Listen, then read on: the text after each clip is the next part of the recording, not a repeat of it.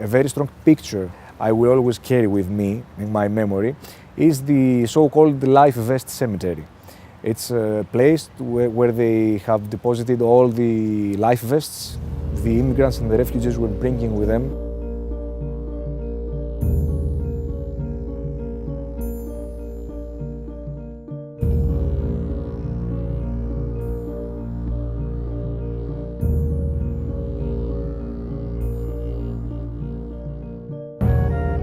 It's easy to talk about emotions when you are then thrown into the water and you feel the cold is a little bit different, you know. I mean, even if you imagine that the water would be cold, but then if someone is there and said, let's say, drags you along and says, give me your number, I want to, you need to help me, you know, I am desperate and so on.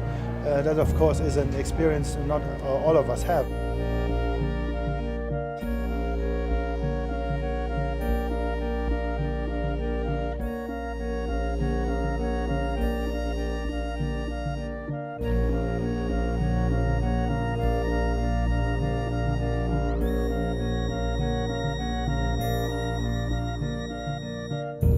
It's very dangerous when you have this prolonged conflicts in the areas. You are going to see failed states closer and closer to Europe. This protocol will basically put in place the same system that Greece and Turkey has, which is everyone who crosses illegally is returned to Turkey. I just showed you that almost all people who come into us for asylum come in this way. So if this is implemented, essentially we're going to bar the access to asylum procedure to most people who come to seek asylum in Bulgaria. Bulgaria is building a fence along its border. It's funded with public money. It's constructed without any tender procedure. Some companies are given hundreds of millions. Колкото стени да строиш, това няма да спаси положението да влизат бежанците. Напротив, ти с тия стени вдигаш мизата на каналджиите и увеличаваш корупцията, защото тези каналджии не могат да работят без да има някои зранца корумпирани. 7% of the migrants and asylum seekers said that they were subject to exploitation. People are desperate. Millions of children uneducated, millions of people don't have access to jobs.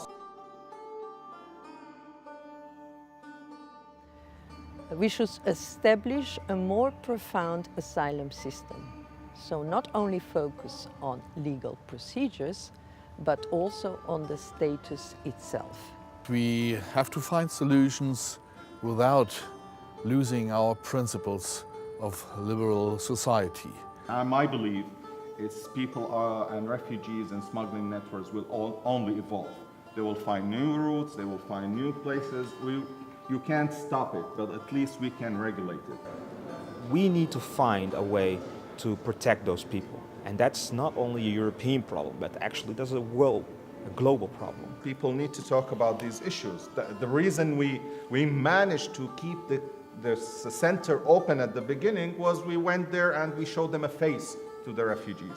We went as Syrians, we talked to the local authority, to the local people. Look, this is who we are. This is the Syrians that you are afraid of.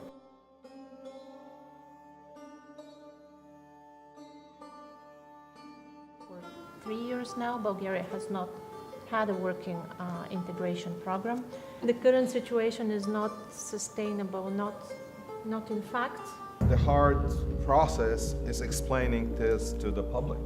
If you don't have local support, you can't succeed.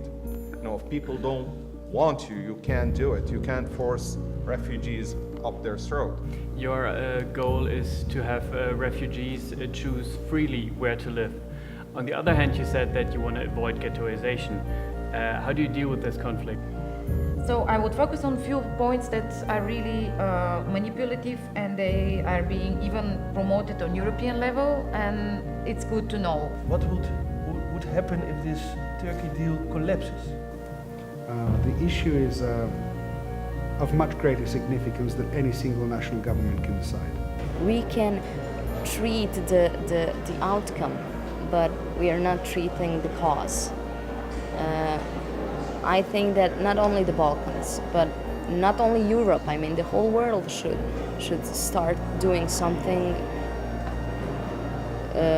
trying to figuring out how to stop and end the war. Къде смях? Аз ще се разплача, ти ми викаш усмихнато. Не, продължаваме да работим. Не се предаваме.